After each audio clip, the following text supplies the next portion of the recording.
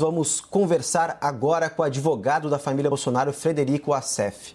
Boa tarde. Gostaria de iniciar essa entrevista falando sobre a denúncia feita pelo empresário Paulo Marinho, ex-aliado do presidente Jair Bolsonaro. Ele depõe daqui a pouquinho no Rio de Janeiro sobre a denúncia que fez de que Flávio Bolsonaro foi avisado por um delegado da PF sobre a Operação Furna da Onça e que a operação teria sido atrasada para não prejudicar a eleição.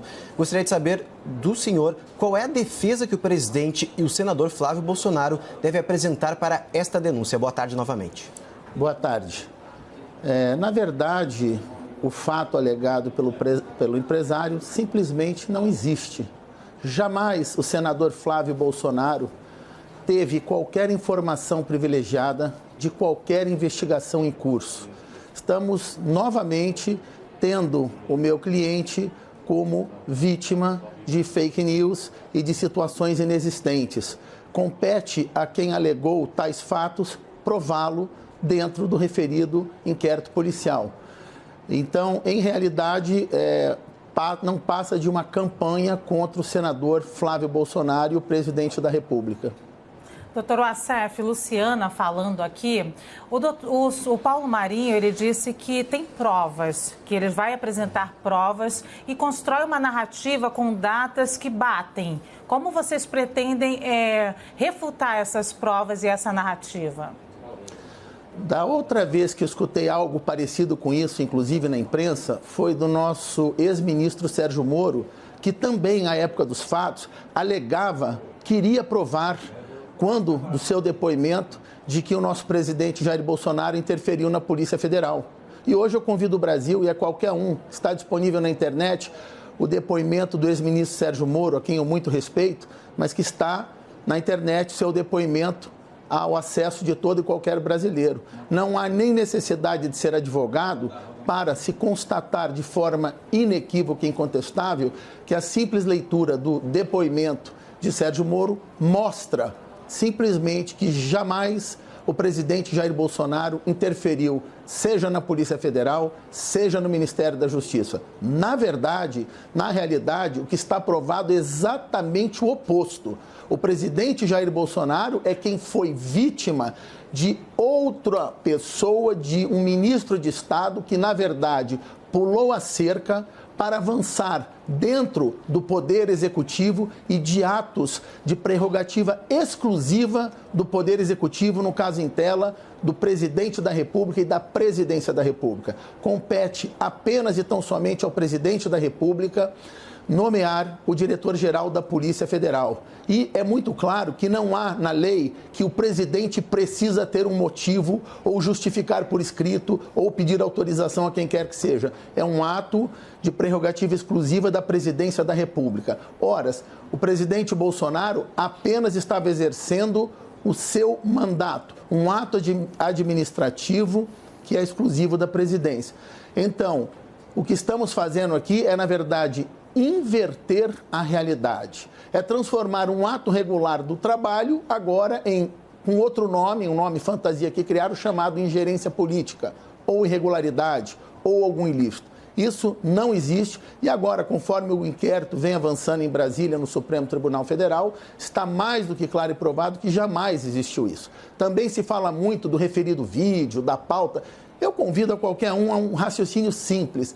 Alguém em uma reunião ministerial, na presença de 30 ministros, supondo hipoteticamente que fossem viáveis as acusações do ex-ministro Sérgio Moro, alguém pode acreditar que um presidente da República, na presença de 30 ministros, em um ato público, ele vai comentar ou praticar algum ato irregular ou ilícito, ou coagir um ministro, ou querer fazer uma interferência? É incabível, isso beira uma fantasia. Doutor Assef, é o Yuri Pita aqui de São Paulo também, obrigado por estar conosco. O senhor foi ali pela retórica, puxou para todo o caso do Moro, eu queria voltar para o caso do relatado pelo empresário Paulo Marinho. E pergunto ao senhor, por que a assessora do então deputado Jair Bolsonaro, Natália Queiroz, foi exonerada no dia 15 de outubro de 2018 e o então assessor do deputado estadual Flávio Bolsonaro, Fabrício Queiroz, foi exonerado também no mesmo dia 15 de outubro de 2018? Parabéns ao jornalista pela excelente pergunta. ao longo do ano que passou, eu dei inúmeras entrevistas aí em vários veículos de comunicação e essa pergunta me foi feita repetidas vezes. Ou seja, tentaram fantasiar novamente um ato simples e administrativo da exoneração de funcionários. Vamos ao ponto, ponto a ponto. Era o fim de mandato. Era óbvio que as pessoas seriam exoneradas. Não só Fabrício Queiroz, não só Natália Queiroz. Todos os funcionários foram exonerados. Ora, o deputado estadual, à época dos fatos, Flávio Bolsonaro, terminava seu mandato, assumia a cadeira do Senado Federal e iria se mudar para Brasília com sua família. Então foi um ato absolutamente normal e transparente ele exonerar e simplesmente praticamente ter fechado seu gabinete, mandando praticamente todos os seus assessores embora. E da mesma forma ocorreu no gabinete do deputado federal à época dos fatos, Jair Bolsonaro. Não existe vínculo e nem liame entre a data em que tais ex-assessores foram mandados embora com qualquer ilação irresponsáveis que terceiros tentam fazer para novamente tentarem atacar a imagem e a reputação do presidente da República e de seu filho, o senador Flávio Bolsonaro. A minha pergunta era por que as duas exonerações aconteceram no mesmo dia? Esta é uma questão administrativa interna. Nós vamos analisar que não foram essas. Várias pessoas foram exoneradas em várias datas iguais. Nós não podemos pegar agora a coincidência de datas em que inúmeros funcionários foram embora e transformar isso em prova ou verdade dogmática de que o que o suposto empresário está alegando seja verdade ou tenha relação com o que ele alega. Não tem nada que ver uma coisa com a outra. Várias pessoas foram embora, nós precisaríamos então entrar no gabinete, pegar toda a documentação e ver quando todos foram embora e vamos ver que várias pessoas foram embora, coincidentemente, em datas iguais. Isso não quer dizer absolutamente nada. Doutor Wassef, já que o senhor acabou comentando a questão do inquérito envolvendo o ex-ministro Sérgio Moro, que acusa o presidente de interferência na Polícia Federal, gostaria de saber, à medida que o processo está passando, vai chegar o momento que o presidente vai ter que depor. Ele tem a opção de depor de forma escrita ou presencialmente. Eu gostaria, qual a estratégia da defesa, o que o senhor vem orientando o presidente Jair Bolsonaro e também gostaria de saber também se vocês já receberam essa intimação para depor e que data seria. Eu não posso, infelizmente, me manifestar sobre nada sobre esse tema em entrevista, por estar primeiramente em segredo de justiça. Depois, a AGU está advogando e representando o presidente da República e medidas que dizem respeito a essa investigação e esse inquérito não posso falar nada em entrevista, mas certamente é natural de todo e qualquer procedimento administrativo de investigação, que no caso é um inquérito, que o presidente Bolsonaro vai se manifestar. E ele está absolutamente tranquilo, pois ele jamais praticou qualquer ingerência política. Conforme eu disse, ele é, na verdade, vítima. Tentaram usurpar o seu poder e a sua prerrogativa exclusiva de nomear um diretor e transformaram isto em um escândalo nacional, de forma irresponsável, que atingiu a todos os brasileiros, o Brasil, atingiu a nossa economia, atingiu a imagem do Brasil no exterior. Olha o que aconteceu com o dólar que disparou, a bolsa que caiu, e não há justificativa para a saída do nosso ex-ministro. Doutor, apesar da AGU fazer a defesa do presidente, qual a orientação do senhor como advogado pessoal do presidente? Toda a minha relação de consultoria jurídica como advogado privado do presidente, que eu sou desde 2014, é uma questão de sigilo e eu não posso falar com terceiros nem entrevistas sobre o que eu trato com o presidente da República. Todas as minhas conversas com ele são de natureza jurídica, sobre pontos e pautas específicas das questões que dizem respeito a ele. Mas eu não posso estar falando isso em entrevista, mas o que eu afirmo é: o presidente, no momento oportuno, vai se manifestar e isso vai ficar provado que ele é vítima e não autor de ingerência política. Doutor Wassef, o senhor disse que o presidente é vítima de uma inversão dos fatos e também o mesmo do senador Flávio Bolsonaro. Sem dúvida. Vocês pretendem, então, entrar com algum tipo de denúncia, de queixa contra essas pessoas, no caso Paulo Marinho e no caso também do ex-ministro Sérgio Moro, por denunciação caluniosa? Estão preparando? É muito prematuro para falar disso agora e, novamente, eu não posso, como advogado, estar em uma entrevista televisiva, estar antecipando estratégias jurídicas e técnicas dos próximos passos. Mas a situação vai seguir o seu curso. Eu queria aproveitar para fazer uma reflexão aqui, convidar todos os telespectadores e os colegas jornalistas. O ex-ministro Sérgio Moro teve uma brilhante carreira na magistratura federal. Abriu mão de sua vida, 23 anos, todos os seus direitos, para acreditar no Brasil e participar de um programa de governo, sendo um ministro de Estado da Justiça.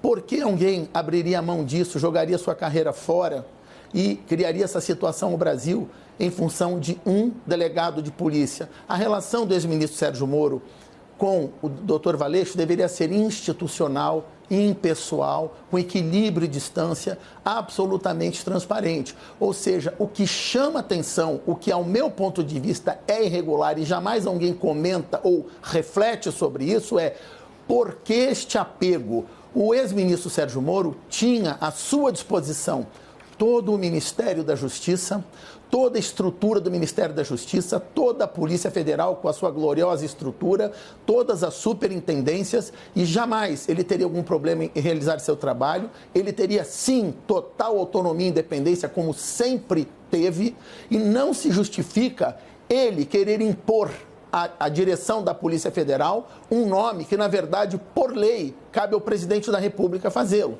Portanto, a ilegalidade, a irregularidade, o absurdo que nós estamos vivendo no Brasil é que o presidente da República, que é uma vítima desta transgressão de competência de um ministro avançando sobre o poder exclusivo do Executivo, ele se torna o alvo de investigação, quando, na verdade, ele é a maior vítima justamente daquilo que imputam a ele.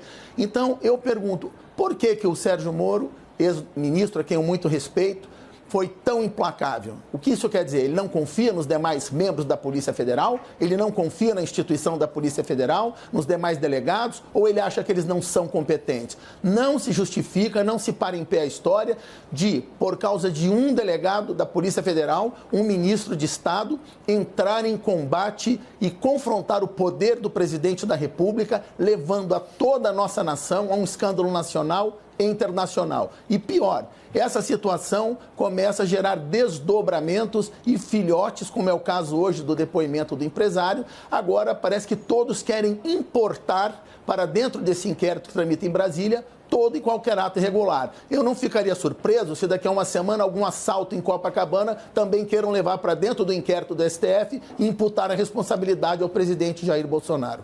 Bom, doutor Assef, eu vou pedir para o senhor continuar aqui com a gente vai continuar essa entrevista, mas vou trazer mais uma informação que também eu gostaria também de repercutir com o senhor, porque a gente vai até Brasília, porque está marcado para daqui a pouco um depoimento importante no inquérito sobre as supostas interferências do presidente Jair Bolsonaro na Polícia Federal. Que tem mais detalhes para a gente é o Kenzo Matida. Cássius, o depoimento é do superintendente regional da Polícia Federal de Minas Gerais, Cairo Duarte. Ele é responsável pelo inquérito que investiga o atentado que aconteceu em 2018 contra o presidente Jair Bolsonaro em Juiz de Fora. O repórter Matias Brotero está na sede da Polícia Federal aqui no Distrito Federal e tem os detalhes para a gente. Matias, boa tarde. Boa tarde, Kenzo. Boa tarde a todos que acompanham a CNN Brasil. Exatamente 2 depoimentos estão marcados para as 3 horas da tarde dessa quarta-feira, aqui na sede da Polícia Federal. Serão ouvidos o superintendente da PF de Minas Gerais, Cairo Costa Duarte, e o delegado Rodrigo Moraes, que é responsável pelo inquérito que investiga o atentado sofrido pelo então candidato à presidência da República, Jair Bolsonaro, durante um ato de campanha na cidade de Juiz de Fora, em Minas Gerais. Vale lembrar que no mesmo dia em que o ex-ministro da Justiça e Segurança Pública, Sérgio Moro, prestou depoimento à Polícia Federal do Paraná, o presidente Jair Bolsonaro realizou uma publicação nas redes sociais que mostra um vídeo, e o narrador desse vídeo comenta esse ato em que o presidente Jair Bolsonaro levou uma facada em Juiz de Fora. Isso foi em 2018. Bom, o presidente chegou a escrever: o Judas que hoje deporá interferiu para que não se investigasse? Os depoimentos de hoje devem ser, portanto, encaixados no inquérito que investiga uma possível tentativa de interferência na Polícia Federal por parte do presidente da República, Jair Bolsonaro. O relator do inquérito é o ministro do Supremo Tribunal Federal, Celso de Mello. Ainda não começaram esses depoimentos, como eu disse, começam às 3 horas, essa é a previsão, mas a gente segue acompanhando e assim que a gente tiver alguma novidade, a gente volta com vocês. Volto para os estúdios. Ok, muito obrigado pelas informações, Matias. E, Cássio, eu quero aproveitar a oportunidade dessas informações que o Matias acabou de passar aí sobre esse depoimento hoje do superintendente aí da Polícia Federal lá de Minas, para fazer um questionamento para o doutor Youssef. Doutor, boa tarde, obrigado pela sua presença. Boa tarde, Kenzo, tudo bem? Obrigado mais uma vez pela sua presença aqui na CNN. Eu gostaria de questionar para o senhor como é que o presidente Jair Bolsonaro recebeu a informação da conclusão do inquérito, de que, desse caso agora que a gente acabou de ouvir aí, nosso repórter trazendo esse depoimento sobre o caso Adélio Bispo. Como é que ele recebeu essa informação de que Adélio agiu sozinho, sem um mandante?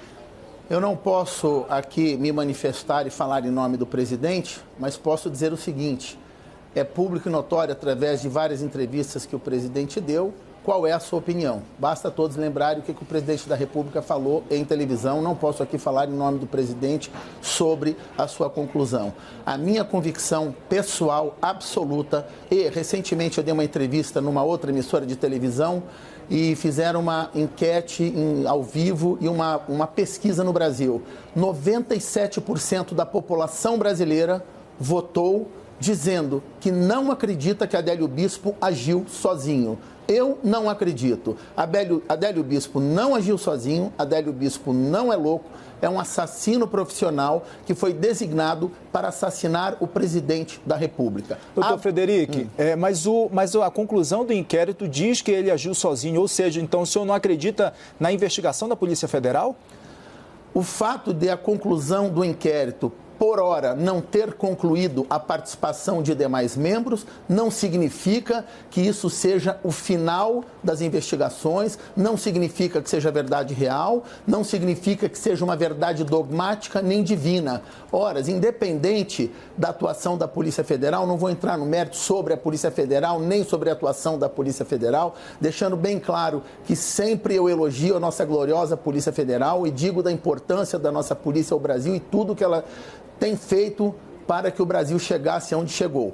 Porém, é normal que possam existir falhas, é normal que possam acontecer situações em que o inquérito ainda não chegou a outros elementos. Existem 1000 situações que poderiam explicar por que não se chegaram ainda aos mandantes. Portanto, ainda não dá para falar profundamente dentro de um inquérito que tramita em sigilo, em entrevista em rede nacional. Mas o que eu afirmo com absoluta certeza, e todo o Brasil tem a mesma convicção que a minha, pelo menos na última pesquisa deu 97% a favor do que eu estou dizendo, é que Adélio não agiu sozinho. E eu convido a qualquer brasileiro a assistir o depoimento de Adélio Bispo quando da audiência de custódia. Está disponível na internet. Olha aquele homem lúcido, perfeito e muito bem treinado pelos mandantes da tentativa de assassinato de Jair Bolsonaro, como ele fala com perfeição e lucidez. Digo mais, aquele homem, Adélio Bispo, ele foi treinado, ele foi preparado. Por quê? Tinha um plano B. Caso desse errado, caso ele fosse preso, caso ele não fosse morto a tiros pela legítima defesa dos seguranças do presidente da República, ele tinha que ter um discurso. Digo aqui, como advogado criminalista, 99,99% dos criminosos, quando são presos em flagrante, sejam assassinos, homicidas, em latrocínio, crimes quaisquer, a reação natural de um criminoso diante de um delegado de polícia é permanecer em silêncio. Podem fazer essa pesquisa. 99% não falam nada, guardam o seu direito constitucional, usam o seu direito constitucional e guardam silêncio para se manifestar posteriormente em juízo. Adélio Bispo, de forma típica e excepcional, na contramão de todos os criminosos que são presos todos os dias, tinha um discurso decorado, perfeito. E tem o porquê desse discurso. Esse discurso é para que ele fosse enquadrado na Lei de Segurança Nacional, como foi o caso, que tem as penas muito mais brandas do que o crime de homicídio, que a pena vai de 6 a 30 anos. E no crime, na lei que aplicaram nesse inquérito, que foi inclusive uma falha técnica, se eu não me equivoco agora, o artigo 20 da Lei de Segurança Nacional, é uma pena de 3 a 10 anos. Ou seja, ainda que se ele fosse condenado, nem cadeia daria para Adélio Bispo. Então, na verdade, e digo mais, a Lei de Segurança Nacional não era o caso. A Polícia Federal tampouco era o caso. Isso era um caso para a Polícia Civil. Crimes contra a vida não são de competência da Polícia Federal.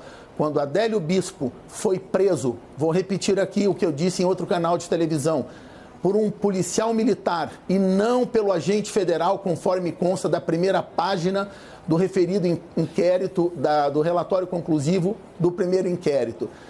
Ali existe a afirmação que um agente federal prendeu Adélio Bispo. Aquilo não corresponde à verdade. Quem prendeu Adélio Bispo, algemou Adélio Bispo, levou ele até um lugar seguro para não ser linchado e ali aguardou o reforço da Polícia Militar, foi um policial militar. E quando Adélio Bispo desce algemado com esse policial militar que o prendeu e junto com a tropa da PM, existe um coronel da Polícia Militar que deu entrevista à Globo, à época dos fatos, eu convido qualquer um a pesquisar. O coronel da PM diz claramente na entrevista, quem prendeu Adélio Bispo estavam com ele ali. E nesse momento há até uma discussão e um confronto entre a Polícia Militar e a Federal. Porque a Polícia Federal queria levar Adélio Bispo a todo custo àquela delegacia. E a Polícia Militar queria levar para a Delegacia de Polícia Civil. Então, algumas coisas estranhas me chamam a atenção. Não era o caso de ir para a Delegacia de Polícia Federal e não era o caso de se autuar o Adélio Bispo pela Lei de Segurança Nacional. Então, perceba como o depoimento dele, que foi uma coisa treinada, parte de um esquema para beneficiá-lo, deu a origem técnica para que os policiais, então, pudessem autuar na Lei de Segurança Nacional. Não estou aqui em momento algum, quero deixar claro, em momento algum estou aqui atacando a Polícia Federal de Minas Gerais, nem desrespeitando a nossa gloriosa instituição da Polícia Federal. Eu estive numa entrevista, numa live da Folha de São Paulo, com a jornalista Kátia Seabra e o jornalista Eduardo Scolese, diretor da Folha, onde eu dei uma entrevista e grande parte dela eu me manifestei sobre a Polícia Federal e queria convidar os delegados da Polícia Federal de Minas Gerais, inclusive o superintendente e o delegado que conduzia essa investigação, como eu me manifesto em relação à Polícia Federal. Queria dizer aos colegas policiais federais de Minas que eu fui até satirizado pelos meus colegas advogados criminalistas que disseram que eu parecia ser o diretor de marketing da Polícia Federal. Então, eu não estou atacando a Polícia Federal, mas é obrigação do advogado apontar questões fáticas e técnicas que demonstram a verdade real. Doutor Wassef, o senhor, como todo advogado, tem uma fala eloquente. Difícil cortar o senhor para a gente falar e encaixar aqui no nosso tempo. A gente poderia ficar conversando muito tempo, mas a gente tem que avançar. Queria que o senhor explicasse, dentro da sua fala eloquente, que pesquisa é essa que tem que 97% das pessoas acreditam que o Adélio Bispo... Enfim, o senhor trouxe esse dado, o senhor vai saber explicar. Sobre a Polícia Federal, o inquérito é o segundo inquérito já, que dá a mesma conclusão. Então, a população também fica confusa em como acreditar, em como crer. E, por último, o que é mais importante nesse momento para a minha resposta, que o senhor fale sobre o vídeo, sobre a defesa. Esse vídeo agora, a gente tem aqui nos próximos dias, o Brasil deve ter acesso a pelo menos parte do vídeo da reunião ministerial do dia 22 de abril, a última do ex-ministro Sérgio Moro, citada por ele como uma prova da interferência do presidente Bolsonaro na PF por motivos pessoais. A defesa do presidente deve manter a explicação de que ele se referia à segurança pessoal da família e à demissão do ministro Augusto Heleno. O senhor já teve acesso a esse vídeo? Vamos lá. Sua pergunta é longa e complexa. Parabéns ao jornalista, fala que eu sou eloquente, mas você está ali. Tô perto do senhor, igual, né? Tá igual. Você também. Bom, vamos lá. Como a sua pergunta ela tem múltiplas perguntas dentro de uma pergunta, vamos começar do fim. Vamos lá. Sobre a questão do vídeo e do tão propagado vídeo, de novo eu convido qualquer um que usar de um mínimo de bom senso, qualquer um do povo vai entender, trabalhando hipoteticamente, caso fosse verdade o que alegou o ex-ministro Sérgio Moro, o que não é verdade, deixo claro, alguém pode acreditar que um presidente da República, em uma reunião oficial, na presença de 30 ministros de Estado, faria algo irregular? Falaria uma palavra de ilegalidade ou de irregularidade? Faria uma ingerência política em qualquer ministério, Polícia Federal? Jamais. Só o fato de dizer que foi uma reunião com 30 ministros de Estado, isto por si só já é a prova que não existe nada. E não há qualquer menção, qualquer prova, qualquer ilegalidade.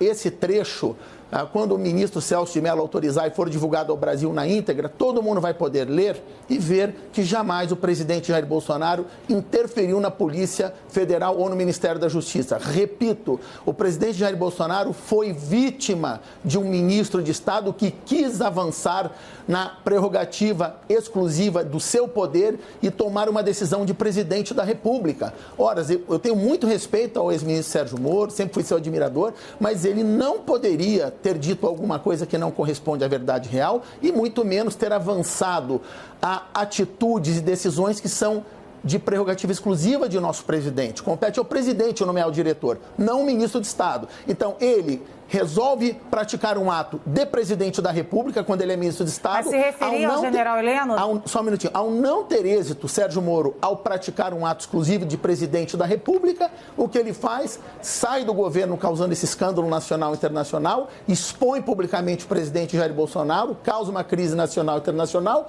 e se faz passar por vítima, quando, na verdade, a verdadeira vítima é o presidente Bolsonaro. Isso para falar do vídeo. Vamos.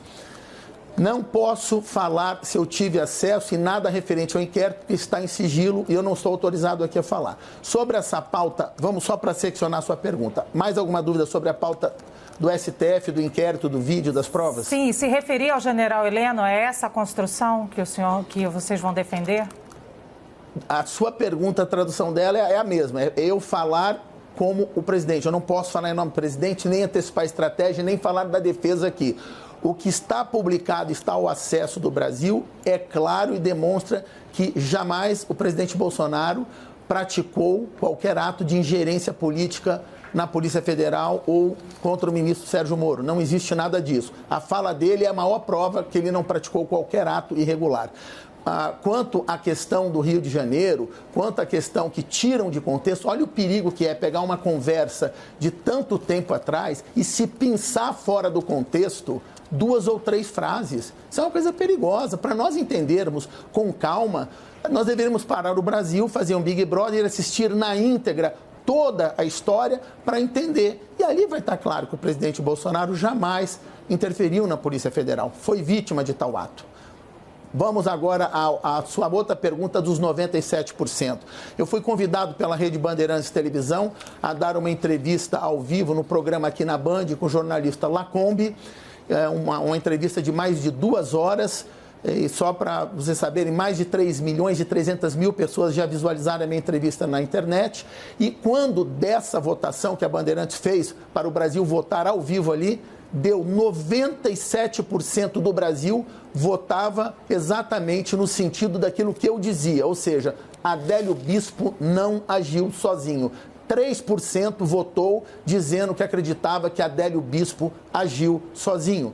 Basta saber o seguinte, venderam Adélio Bispo como um coitado, um homem solitário, um lobo solitário, um maluco que caminhava na rua, pobre, humilde, desempregado, ex-membro do PSOL, nosso partido radical de esquerda. E o que ocorreu, quando da sua prisão, ele tinha notebook, 4 celulares, cartão de crédito internacional, dinheiro, uma série de outros objetos que estavam na pensão onde ele estava hospedado e que pagou à vista antecipadamente. Havia uma entrada dele na Câmara dos Deputados, ou seja, alguém simulou se passar por Adélio Bispo, simulando que estaria entrando na Câmara dos Deputados naquele mesmo dia e horário, o que prova que ele também não estava sozinho, já estavam criando um álibi para caso ele escapasse dizer que ele, o assassino, estava na Câmara dos Deputados. Se eu não me equivoco, visitando Jean William, aquele deputado federal inimigo declarado e confesso de Jair Bolsonaro, inclusive deputado federal, esse que eu vi na televisão, cuspindo em Jair Bolsonaro dentro da Câmara dos Deputados. Imagine se fosse Jair Bolsonaro cuspindo no Jean William. Já teriam executado ou colocado o presidente Bolsonaro na praça pública e queimando ele, como faziam com as bruxas na Santa Inquisição. Mas como é Jean William cuspindo no presidente da República, aí está tudo bem. Na época, deputado federal, aí ninguém falou nada. Então, existem vários elementos que mostram que ele não agiu sozinho. Doutor, muito obrigado pela entrevista. A gente conversou agora com o advogado da família Bolsonaro, Frederico Wassef. Mais uma vez, obrigado aí pelos esclarecimentos aqui no Visão CNN. Eu que agradeço e parabenizo a CNN por abrir o espaço e poder ouvir o outro lado para o restabelecimento da verdade real e para que o Brasil e a sociedade civil e as autoridades não sejam induzidas em erro por pessoas que querem se autopromover e começam a cair de paraquedas agora, tentando participar de um inquérito policial que já deveria ter sido encerrado e arquivado no dia do depoimento do ex-ministro Sérgio Moro. Muito obrigado.